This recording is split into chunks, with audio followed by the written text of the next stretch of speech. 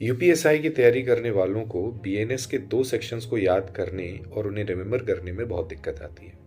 एक है बीएनएस 69 और दूसरा है बीएनएस 81। आइए आज इसे हम समझते हैं कि इन दोनों में क्या बेसिक डिफरेंस है और किस तरीके से ये दोनों कंफ्यूजिंग हैं। सबसे पहले समझते हैं बीएनएस 69। यदि कोई पुरुष किसी स्त्री को इस प्रॉमिस के साथ कि वो फ्यूचर में शादी करेगा, उसके साथ में शारीरिक संबंध बनाता है, तो this comes under BNS section 69। यानी उस महिला के साथ में वो एक प्रकार की धोखाधड़ी कर रहा है, लेकिन वो आने वाले समय में करेगा। वर्तमान में उसने सिर्फ एक प्रॉमिस दिया है। वहीं पर बात करते हैं बीएनएस की धारा 81 की।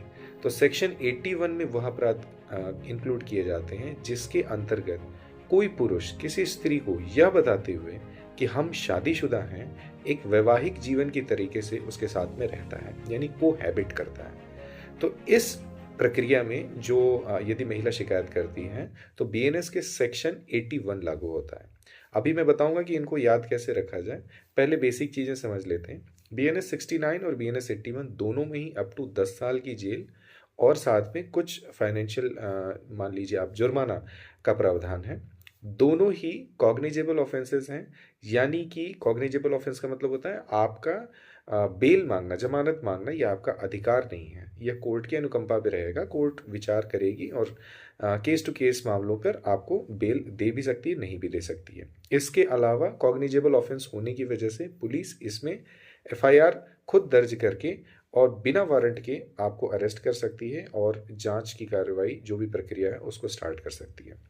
तो इसमें जो सजा और क्रियाविधि है लगभग लगभग सिमिलर है, लेकिन दोनों में बेसिक डिफरेंस ये है कि बीएनएस 69 जहां पर फ्यूचर लाइफ से रिलेटेड है, वहीं पर बीएनएस 81 वो करंट लाइफ से रिलेटेड है, यानी वर्तमान में ही उस महिला को धोखे में रखा गया है। अब इसे याद कैसे रखा जाए? अब बीएनएस 69 को आप समझ सकते हो। यदि आप 6 और 9 को लिखें तो 9 को उल्टा करने पर भी वो 6 बन जाएगा।